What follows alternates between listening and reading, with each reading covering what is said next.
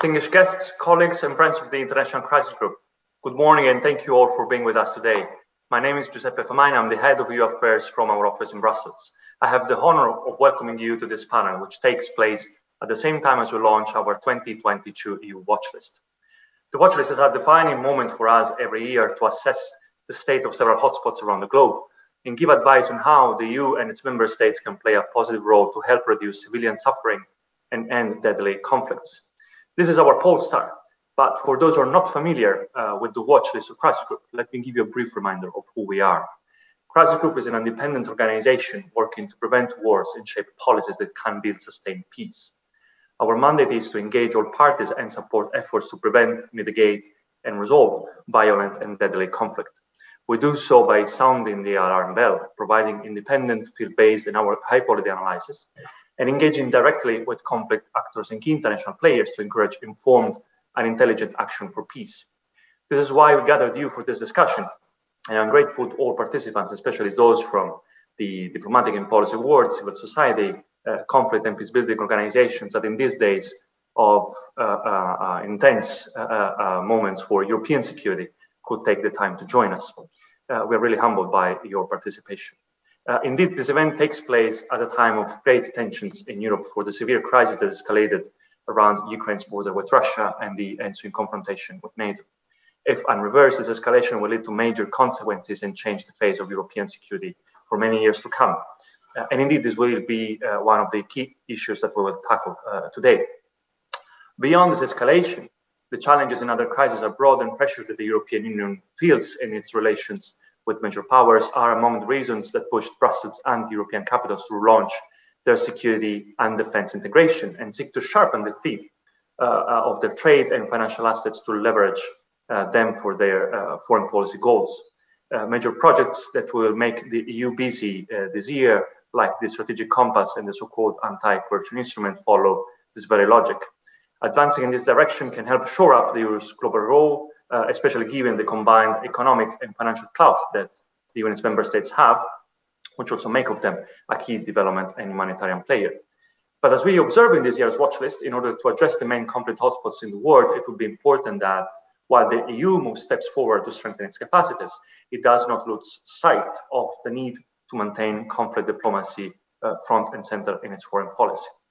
2022 will be a record year for the number of people requiring humanitarian assistance. And while with the impact of COVID-19 still present, lacking basic services in many areas, climate change, all the new wars bringing more suffering in the world's most fragile states. The EU will be an essential actor to help face this enormous challenge, and with all of its resources combined, it can play a role to help overcome the conflicts and crises that we addressed in the 10 short briefings included in our watch list. And here are the crises we raised that you've seen in our introductory video.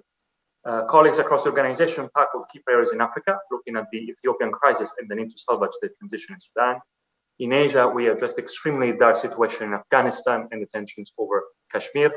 In Europe, beyond the Ukraine crisis, we warn of the risks of disintegration in Bosnia and Herzegovina. We addressed 3 crises across the Middle East and North Africa, the unsustainable status quo in Israel-Palestine, Lebanon's compounding crisis, and the hard path to restore constitutional order in Tunisia. And finally, in Latin America, we sounded the alarm on armed groups violence in Colombia, and we addressed the political deadlock in Venezuela. Let me note that all of this work is possible thanks to the support of the European Commission, and particularly their Service for Foreign Policy Instrument, which is an important partner for Crisis Group, and one of those with whom the very close collaboration, daily exchange, in the lively debates or arguments, I should say at times, that we have more probably with the Commission, the European External Action Service, and representatives from EU member states make it an important part to our work. We do share one important feature, which is the commitment to build a stronger culture of conflict prevention and early action. And to move one step in that direction, I will leave the floor to a fantastic panel, and let me say it, an all-women panel, to bring us at the heart of the questions that we raised today. And I'm very pleased to introduce you the moderator who will steer the conversation today. Welcome to Martina Stevis-Gridnev, the Brussels bureau chief for the New York Times. Martina joined the Times in 2019 after 5 years in East Africa for the Wall Street Journal, where she had also been the Europe correspondent between 2011 and 2014, covering the Eurozone and migration crisis. in Africa. She was posted to Nairobi covering geopolitics, migration, and economics, and among other things. In that period, Martina helped the world know more about state-building efforts in Somalia, the civil war in South Sudan, the refugee exodus from Eritrea, and crisis in Ethiopia and Sudan. Martina is a graduate of the University of Oxford with a master's in public policy, public administration and management from the London School of Economics. Born and raised in Athens, after having lived in East Africa, she now lives in Brussels with her family. And today we're under the same rainy sky. Good morning, Martina, and thank you very much for being with us. Giuseppe, thank you so much. Good morning. Good morning, everyone joining us today. It's wonderful to see the faces of our guests and to see so many people joining us this morning. Sadly, we're not able to be together yet, but hopefully one day soon. As we try to talk through these issues, which are just so heavy on everyone's minds and so front and center in the global agenda today, the EU watch list by the Crisis Group is one of the foremost analyses of conflict and risk globally. And Giuseppe and I had been talking about what a rich and what a rich report it is, and how many different areas of the world are covered. Unfortunately, due to the escalating situation at the border of Ukraine, we will have to focus a little more on that today, as well as a couple of top other items in that report. Please do take the time to read the whole report and the depth and breadth of geography that it covers. But it does mean that today we will just be a little more focused on the very top items of that agenda, just to allow our guests as well and everyone who's joining us in the audience to reflect more deeply on what's clearly on everyone's mind here in Brussels and around the continent.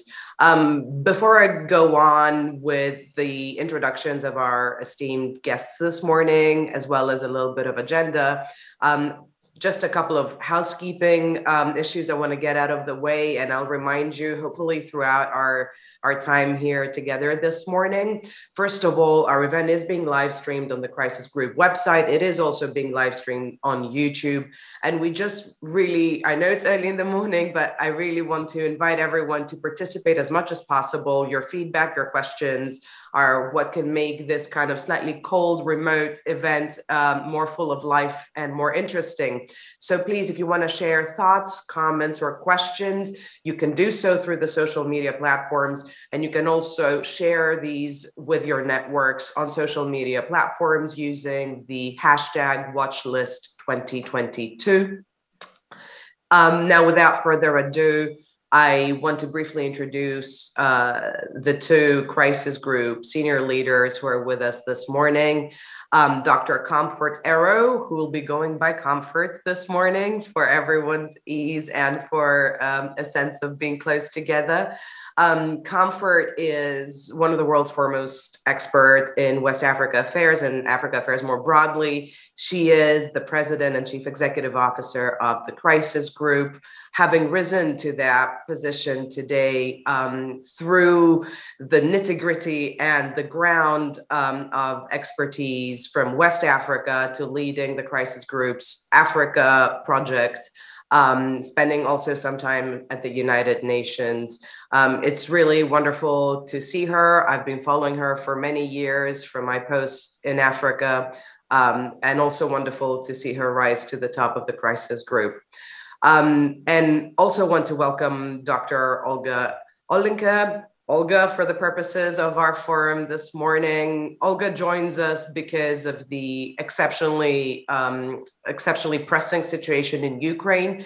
She leads the Crisis Group project for Europe and Central Asia and is a foremost expert on Russia, Ukraine, and the broader region. She joins us this morning as we will focus part of our discussion on the situation in Ukraine. Before we get into that, however, I hope that we can take a few minutes to talk about broader trends we're seeing globally that are being addressed in this report and are also the context within which the conflicts discussed in the Crisis Group report are unfolding. Those do pose particular sort of risks to the European Union engagement in those conflicts, but not to sound like a total cliche, but also do present some opportunities. It's a very specific moment in international affairs, coming sort of halfway out of the coronavirus pandemic, but also at the back of the previous administration and the change of guard in the White House. And also against the backdrop of a very lively debate in Europe about Europe's role in the world, issues around strategic autonomy, and so on. Comfort, it would be really great to hear from you on what you guys see as the most sort of important global affairs trends against which these 2022 crises are unfolding. Thank you very much, Martina, and it's really fantastic to be on the stage with you and to reconnect with you as well. And congratulations to you also on becoming the bureau chief for the New York Times in Europe as well. And it's good to rise through the ranks in our organizations, and I pay tribute to you as well.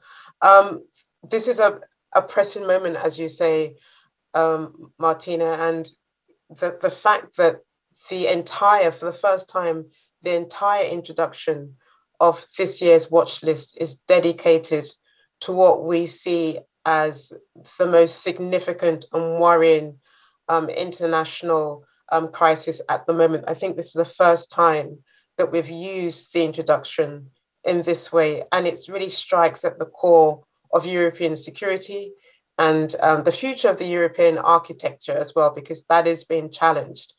And I think this is precisely, as you say, thinking about the importance of Europe's strategic autonomy also is at the center of the entire watch list, but at the introduction as well. But as we said at Crisis Group, and it's very much reflected, Martina, in the other global watch list that we have, there are at least 3 or 4 trends that we see globally, and also which I think speak directly to Europe's security. Right through this year's watch list, the one big trend is about the human toll of the conflict, the humanitarian catastrophe that underpins a lot of the crisis we're looking at. Ukraine, which tops our lists. Afghanistan is another one. Ethiopia is right there. Also Venezuela, humanitarian emergencies there, and looking at Kashmir, Bosnia, another central security concern for Europe, that the fear of that peace that has been held for the last 25 years unraveling as well. So it's that humanitarian toll, the humanitarian suffering, the fallout from crises that really underlines much of our watch list, and also the global watch list. It will not be a surprise to all our listeners that the other undercurrent that underpins all the countries that we're focused on, all the themes that we're focused on, is that major power competition. And again, the West and Russia being at loggerheads over the question of Ukraine provides a perfect analysis or a hook in which to understand sort of the major power trends that we're seeing today. So whether it's Russia or the West, and also China and the US in another flashpoint, for example, over the South China Sea is another important trend to keep an eye on. Martina, you already pointed to another sort of trend, what I call the mega trend. As we're coming out of the pandemic, I think there are question marks about how each country comes out of the pandemic. The economic fallout, the political protests that we're seeing in a number of countries, whether it's Colombia that we mentioned in the watch list, or Lebanon also that we mentioned in the watch list, and Tunisia, and even Sudan. You could see the long tail of COVID has influenced and shaped much of the protests and the uprising and the political discord and polarization in a number of these countries. And the question is, to use the mantra of international leaders, how we build back better in a number of these societies, I think is a big question that even the European Union has to answer as well. And coupled with that, Martine, I think the other sort of mega trend that I would like to put a spotlight on, because the EU has also made it a center stage of its own strategy, is around climate change and climate security. And as you know, the baton of climate change will be handed over to an African country this year, Egypt. And certainly one of the major threats for the continent going forward is how it deals with climate security going forward as another overlay of the crises on the continent as well. I'll stop there just to give you a flavor of what I see are the undercurrents that bind all the countries together in our watch list this year. Thanks, Comfort. It also feels like right now, and for some years, but this is really coming to the fore in this juncture, we are seeing a rehashing or a new type of competition for global power relevance. And, those of us who watched Africa for a while saw echoes of that. For example, in East Africa, where this report covers Ethiopia and Sudan, with sort of unlikely or surprising participants. In particular, I'm thinking about Gulf powers jockeying for power in East Africa. So even mega sort of resonating Cold War-esque power struggles that we're seeing playing out at Europe's backyard, but all the way to smaller, more regionalized types of power struggles seem to be playing out as a backdrop to these conflicts or potential conflicts. Could you just share some thoughts on this sort of fragment? I mean, again, not to sound like I'm speaking in slogans, but this fragmentation of the global international order and what feels like a reinvigorated interest in fighting for relevance. And let's face it, in a world where the United States seems particularly apprehensive about its role, its participation and its leadership in what's going on in Ukraine, notwithstanding. And where does that leave the European Union? And as an asterisk, a European Union that has struggled to present a common foreign policy front and is increasingly better able to act seemingly through its so-called development or international partnerships branch, and using its leverage as a major development and humanitarian actor rather than a foreign policy actor in conflicts right in its neighborhood? Thanks, Martine. That's quite a big question, and I'll try to sort of take each one at a go. So, I mean, you spoke directly to one of the big issues that I've always paid attention to on the continent. And, we talk about the global major power competition. But what has been really striking is Africa diplomacy and intra-Africa diplomacy. So the relations between neighboring states on the continent, but also the wider regional continent as well. And I've always tended to say, pay attention to the competition between neighboring countries on the continent. For a very long time, we tended to assume, or we tended to look at Paris, London, and Washington as the arbiters, the supervisors of these conflicts that happened on the continent as well. But increasingly in the last 10 years, in the last 20 years, increasingly Africa's own fate, the resolution or seeking resolution to a lot of the conflicts on the continent are often determined in Addis, in Kigali, in Kigami, in Abuja, in Pretoria, because these countries themselves are powerhouses. These countries themselves are the superpowers, if you wish, of the continent as well, and they are both they're both players in the crisis, and they're also the ones that we need to look for solutions as well. So it's not surprising that we of Crisis Group, we took a huge leap in making that decision that we were going to invest in regional structures, in regional diplomacy, in the Africa Union, in the West Africa Regional Body, ECOWAS, in the Southern Africa body, SADC, because we felt that they were key architectures, multilateral bodies in their own right, that were going to shape and determine a number of these conflicts as well. But what we've also noticed on top of that, Martina, and you pointed to it, is a fragmentation in the international order as well, and recognizing that we now see multiple players trying to determine and shape a number of the conflicts on the continent. And those multiple players, you know them very well because you spoke about them, particularly in the Horn of Africa, the entrance of Turkey, the entrance of the Gulf countries into the Horn of Africa region, the way in which their notions, their perceptions of stability influenced and shaped the outcome of those conflicts as well. So if you listen to the Gulf countries, they will tell you that they seek stability in the Horn, particularly in Sudan and Ethiopia. The question is whether their understanding of stability matches with the Horn's understanding of or what we see as a desirable outcome for stability in the region as well.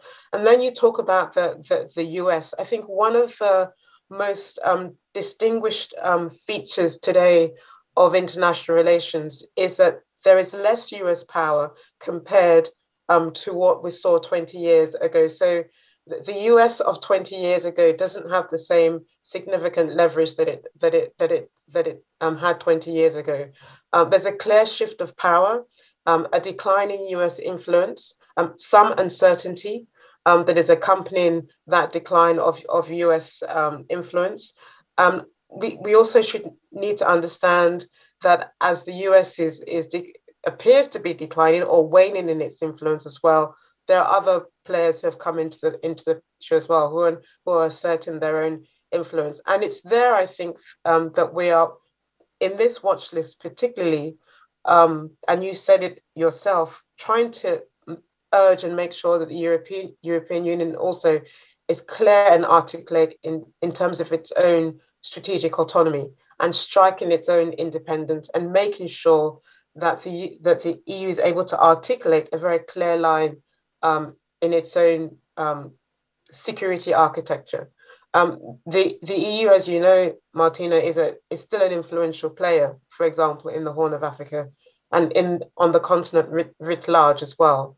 And it has a number of roles that it can play in the continent, and we can discuss that further in the Q&A.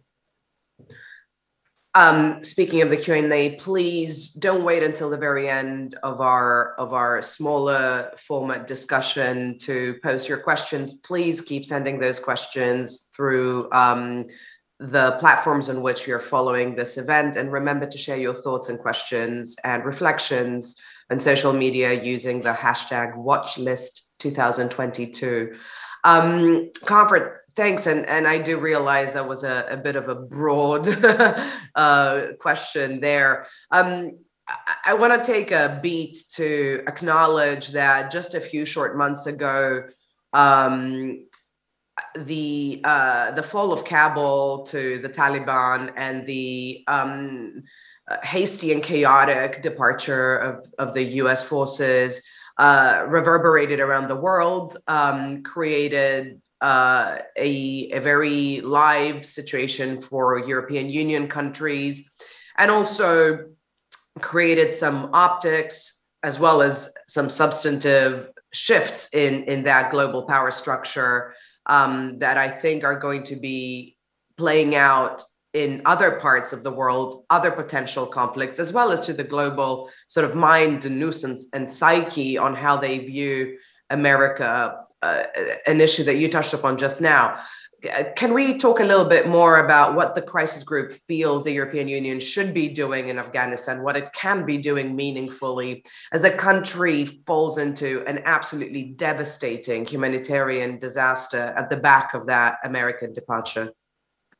Thanks, Martin. And I mean, and that's a really sort of good sort of question to think about the EU's role. I think one of the challenges for the EU and for the West also is recognizing that the decision of cutting off aid in Afghanistan is very much at the center of why we have a massive humanitarian catastrophe looming today in Afghanistan as well.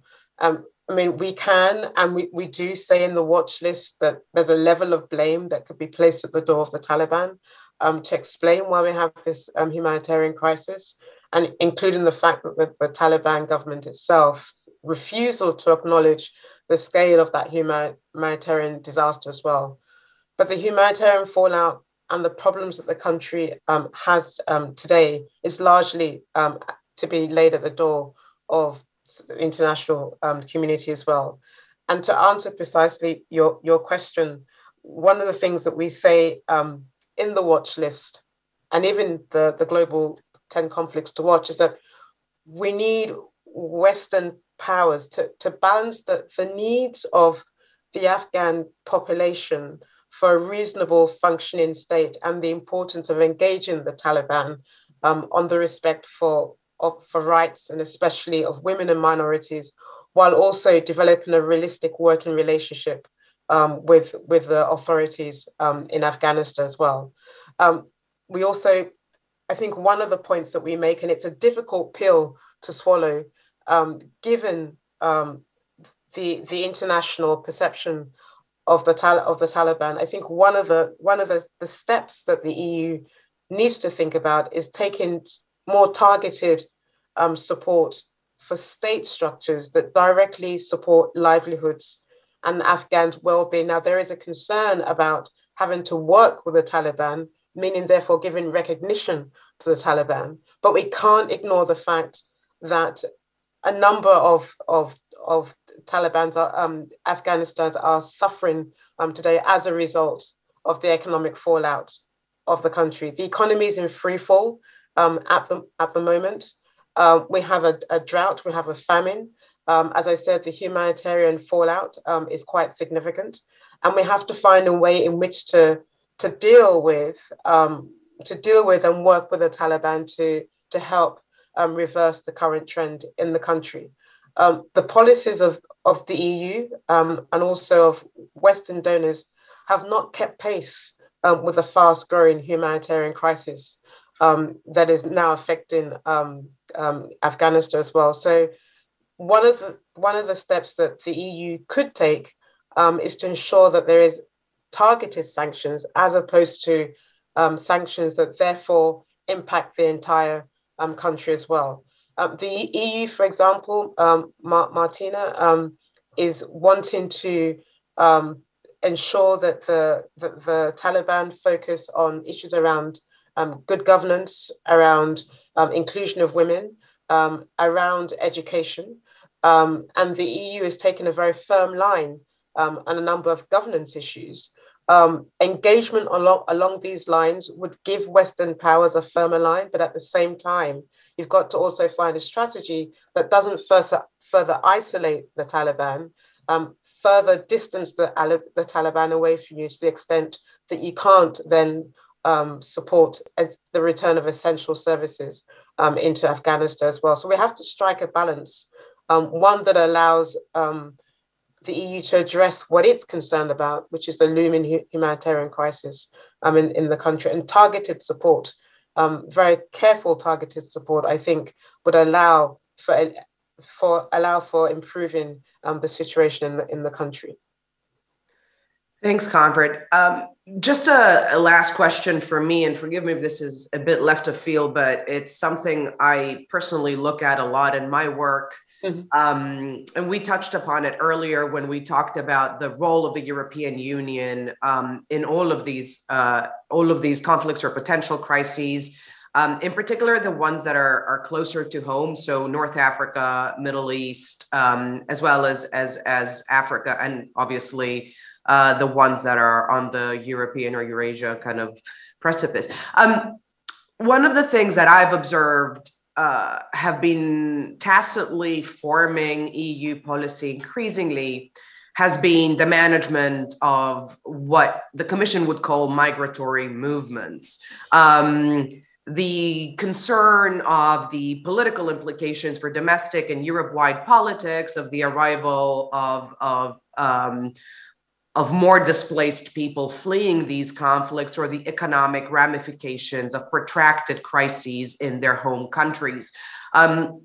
So much of political discourse on the continent over the last 5 years has been shaped by the Syrian war and what it created, and we would be remiss not to note that both in the case of the crisis in Afghanistan, as well as what's going on in the Horn of Africa, these are traditional regions from where refugees have been, or asylum seekers have been, reaching Europe. And now we're seeing more representation from the Sahel, West Africa, as well as other parts of the Middle East. It feels to me like the concern about fresh arrivals of asylum seekers is quite central to how the European Union is thinking about its foreign policy. I want to ask you quite straight up whether you think that's a good thing, and whether that's something that we need to acknowledge in the EU, or whether in fact it's something that potentially presents a handicap for the EU's influence in these places, that actors are aware that the EU is very concerned about refugees and asylum seekers, and that lessens the EU's ability to act as an honest broker in these conflicts. I'd love your thoughts on that before we start talking a bit more about Ukraine. It's a good and controversial question to end with. You know, the mobility, migration, security, it's very clear to us that they're all roped into sort of one language, one thread, and that is in a sense has shaped the EU's own perceptions and reactions to a number of crises for the last decade or so. Martina, we saw it play out in the Horn. You worked for a very long time on the question of the exodus from Eritrea, and also we saw it play out negatively in Libya and in the Sahel as well. And we have, as you quite rightly noted, Martina, we have seen political leaders use it as a leverage over the EU to gain certain things from them. Certainly, the security veto, or getting more security sector assistance, whether it's in the Sahel or in the Horn of Africa as well. So we've seen the double-edged sword of the question of migration and mobility. There's two things, Martina. One, it's very clear to me, and we saw it play out across the Sahel. You can't outsource your security and hope that countries that struggle to maintain their own security on the border, countries that have a very porous security border, you can't expect them then to also handle the question of migration on your behalf. Secondly, you can't assume that various militia forces themselves can be instrumentalized to also act as security border forces on your behalf as well. And because militia forces know this, because political leaders know this also, they're able to use that as leverage vis-a-vis the European Union also. You will also, Martina, be very familiar yourself of the very tense and awkward conversation between the European Union and the African Union. One was talking about mobility, economic mobility, i.e. the African Union, and the other one was talking about migration northwards, which is the European Union. I think one of the things that was missed in this conversation was recognition that a lot of those who are displaced in a number of these countries, a number of the refugees, are actually moving around on the African continent, for example, as opposed to coming up to Europe as well. And this is a fact that is often missed. There's a narrative that is painted by some populist leaders in Europe to assume that there's this flood of migrants coming up to Europe seeking a better life, when in fact a number of those displaced, or a number of those seeking refuge, are actually going into neighboring countries. And a number of neighboring countries have been at the front line of the refugee question. We've said it also already that if Europe wants to deal with migration also, or the fallout of migration also, it needs to be more serious itself about crisis management and conflict prevention. And let me be clear also about early action as well. We see a number of these crises as they unfold, Martina, and oftentimes our leaders act too late, and then they start chasing the crisis, and then we get into this inevitable controversy around migration and assuming that you can pour or militarize the response to these crises as a way in which to stem the flood of migration as well. And surely Europe has learned the lesson from that in the last 5 years, as we've seen in the Sahel. Not enough of security or militarization of the solution is going to help you resolve this question around migration as well. Thank you.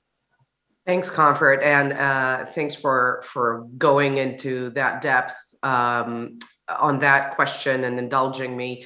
I'd love to move to a sharper discussion on Ukraine specifically now with Olga.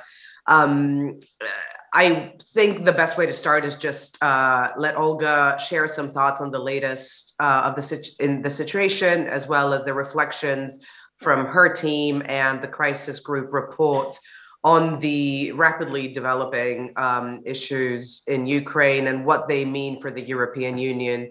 And hopefully we'll have time for some debate as well. Please do send us your questions, and thanks for staying with us. Thank you so much, Martina, and thank you, Comfort. I thought the conversation the two of you just had was really very insightful and valuable. As I think everybody knows, we've had, over the last few months, we've seen a very substantial buildup of forces near Ukraine's borders, in Russia, and more recently also in Belarus, as Belarus and Russia say they're preparing for exercises. What has followed has been a flurry of diplomatic activity between Western countries and Russia, which isn't 100% about Ukraine. And what that reflects is the fact that Ukraine is a nested crisis, a nested challenge within a broader crisis and challenge of European security, and very different views of what it means to make Europe secure, primarily from the perspective of Moscow and that of Brussels and Washington. So the conversations that we're having on the one hand about Ukraine are the old conversations about Ukraine that have been in place since the start of the war in 2014, when Moscow first annexed the Crimean Peninsula from Ukraine and then supported and sent in its own forces into Eastern Ukraine to begin a war that has continued to this date. And then on the broader European question, it is Russia's belief, its perception that there has been a steady and gradual encroachment on the part of the allies of the United States in the form of NATO and the European Union, looking to come closer and closer to Moscow's borders and to threaten Russia's security, Russia's sphere of influence, as Russia feels it should be, and potentially even Russia's right to govern itself and make its choices and be, the country it wishes to be. Of course, Western states say that this was never what was going on, but you have this perception, and especially since 2014, the start of the war in Ukraine, it has been exacerbated. It has manifested in more and more military activity, exercises, buildups, which make everybody nervous, which do result in dangerous incidents.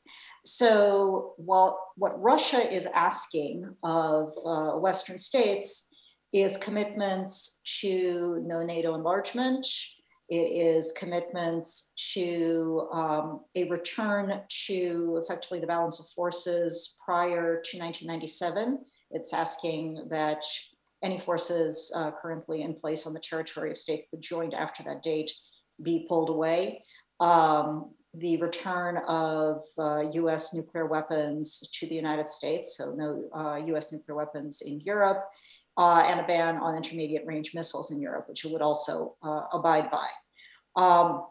what the Western states have been offering is conversations about limits on exercises and indeed deployments.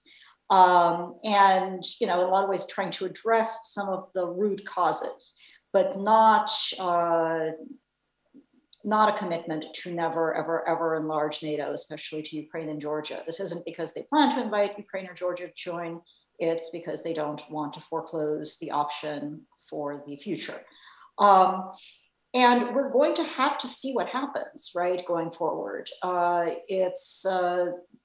think the Russians have responded to the Western response to their initial draft treaties that they proposed with their demands by saying that, interesting, but not good, at least not good enough, cause for conversation. They've also made it very clear that they want to be talking to the United States, not to NATO, not to the European Union. And this is interesting because the European Union actually plays a huge role here, right? It was an EU association agreement that started the Maidan in Ukraine that set the ball rolling back in 2013 and 2014. It is the European Union that is going to impose the most important sanctions if Russia does take additional military action in Ukraine and Western states are, forced to respond to that. So, the European Union plays a very crucial role in how this goes forward, and yet faces this tremendous challenge of dealing with a Russia that wants to talk to Washington about all of these things. Kind of this denial, not just of Ukraine's agency, but the agency of all of the countries of Europe except Russia, effectively. And that's at present there's very good transatlantic unity. Not everybody wants to do the exact same things, but there is agreement on the general goals and principles. But it does put European states and the EU in a very challenging position. On that note, and if you'll indulge me, just one question, and then we'll take questions from the audience for the rest of our session. So please do keep those questions coming. Just on exactly what you said, Olga, with regards to this tough spot the EU finds itself in on Ukraine, which is unfortunately also a very familiar spot in which it finds itself in many crises, in its neighborhood where its interests are directly at stake. This morning when I woke up, I read a story by my colleagues in the New York Times about the efforts the Biden administration has made to really actively include a broader collection of EU allies and the European Union institutions themselves in discussions on Ukraine, making them privy to Washington's thinking and so on. But as you note, Russia wants to talk with Washington, not with the European Union. And that does create a sort of weird dynamic for the EU. To what extent, I want to ask, and this year, 2022, is that of the European Union's making? We heard sort of quite awkwardly and embarrassingly the voicing of German confusion, at the very least, on thoughts on this situation. For example, when the EU doesn't present itself as a singular thing with one voice in the major conflicts that are brewing in its neighborhood, why would the participants in those conflicts or potential conflicts want to talk to the EU over Washington, which is half the world away? If it seems to me that this is something that needs to be answered in Brussels quite urgently with regards to Ukraine. And I'd love to hear your thoughts on how that can happen convincingly right now. So I would point out that the Russians don't want to talk to NATO either, right? So it's not simply that the EU hasn't been forceful enough, hasn't been unified enough, hasn't been decisive enough. It is that Moscow approaches this from the rather odd position, right? That on the one hand, it would like less of American engagement in Europe, and on the other hand, that the United States is the only party it wants to talk to about Europe. Right? It's one does kind of want to say, well, could you pick one of these? I do, however, think that the European Union faces this tremendous challenge of being, on the one hand, an actor on the global stage, and on the other hand, a collection of actors on the global stage, each with their own interests, their own goals, and their own strengths. And that is inherently a challenge to manage for an institution of that sort. It has to make some decisions, right, about at what point can it be Brussels? Can it be the European Union choosing things that other people, that then the member states have to fall in line for? And at what point can it not? And I think to a large extent, it was tried to avoid making these decisions because they're very difficult and they're awkward and not everybody's going to be happy. And the problem is that you maintain unity by not making a decision, right? You keep everybody in line by not actually forcing the hard choices. And, if all you've accomplished is unity, but your unity can't get you anywhere, it's not much of a unity. So I think if the European Union is to be an international actor, it will have to reckon with these things.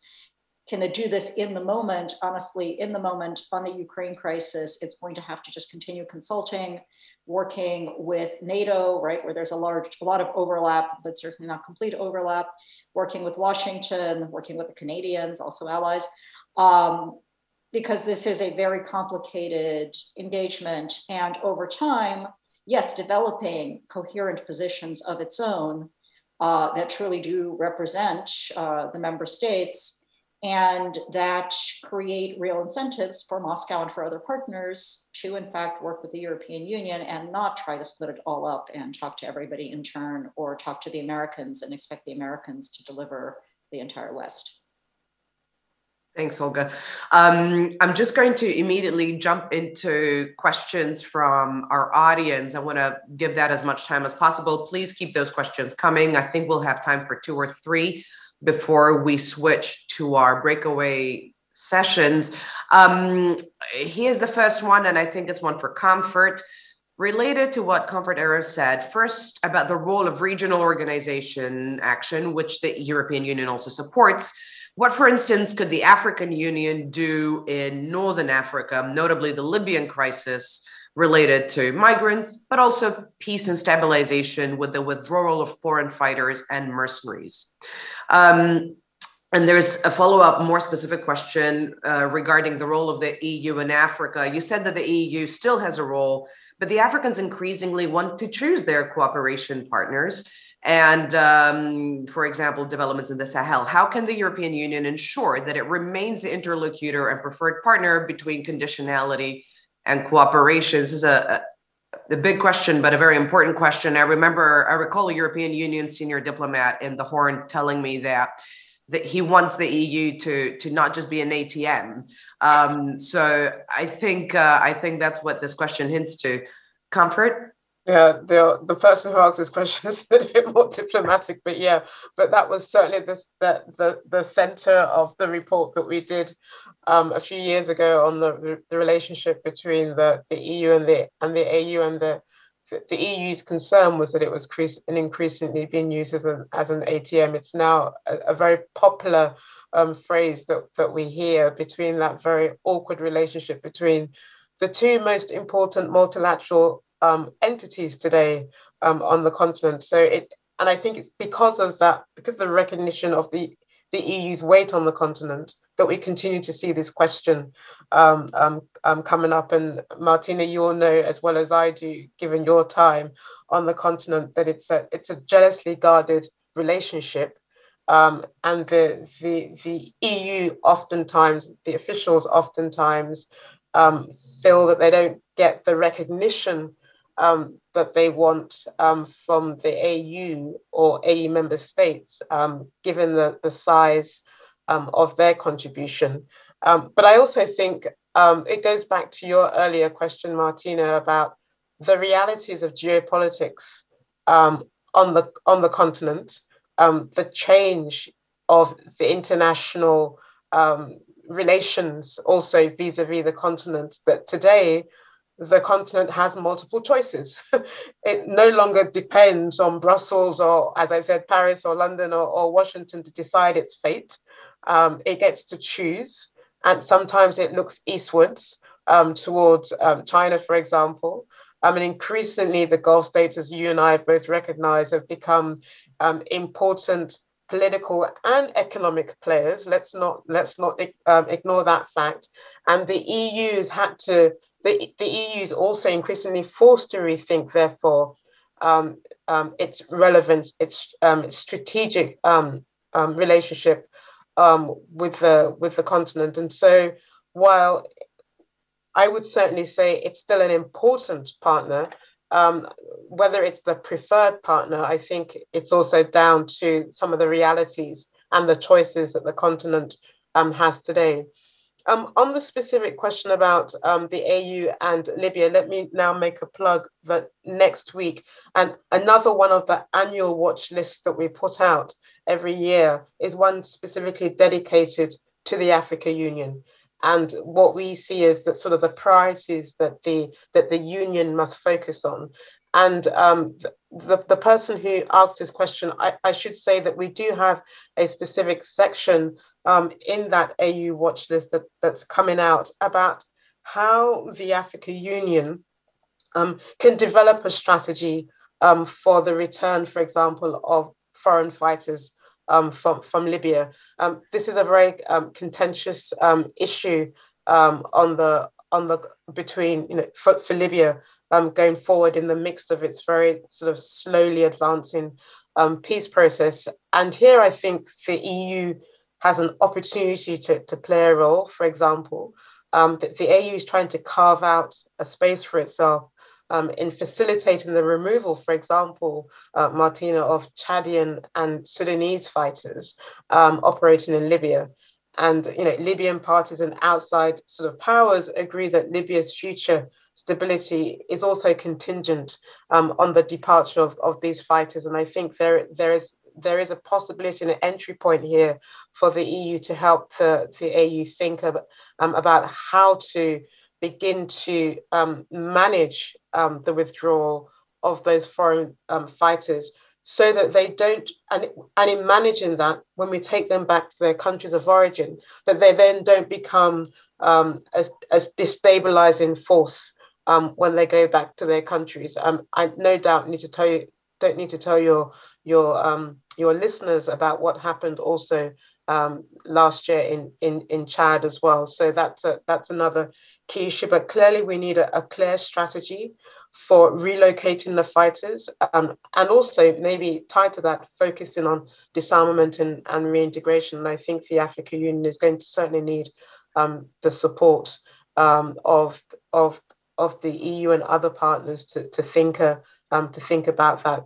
And I mean, I can add more to that, but I see that we are short of time, and it'll be good to also get some other questions. But the whole issue about Libya and migration is one that we all know that the EU worries about, and at times the EU has modelled its own engagement to help solve that crisis. And I think that itself speaks volumes about the lack of sort of strategy between the EU on the question of Libya's political future as well.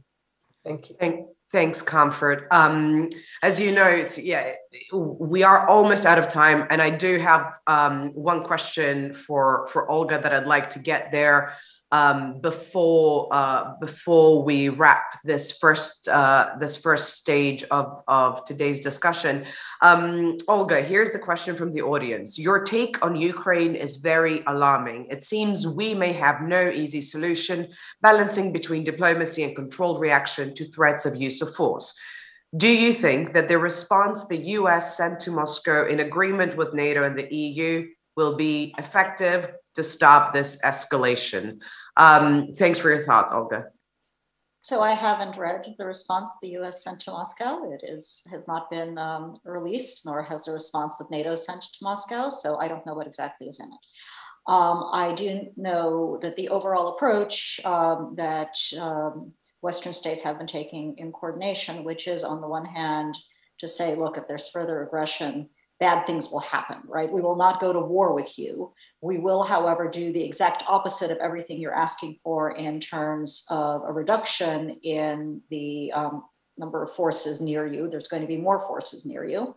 We are going to take sanctions of a completely different order of magnitude than have been taken before, with costs to ourselves, but we are willing to do that in response. On the other hand, if you're willing to back down and come to the table and have conversations, we recognize that this current crisis reflects the reality that the European security architecture, which Comfort spoke about at the beginning, is not serving any of us well. It's not adequate. It was built for a different time, for different weapons, for different alignments. And we do need to have conversations about how to create a system that works for us now. And we're willing to have that conversation if you're willing to have that conversation.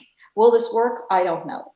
Should it work? I mean, is this the right way forward? Yes, I think this is absolutely necessary for continued peace. For instance, if you were to have a situation where it was threats alone and Moscow backed down to the threats, all you'd be doing is setting the stage for the next crisis.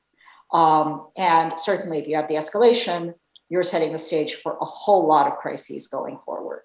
So I think this is the right way. To go.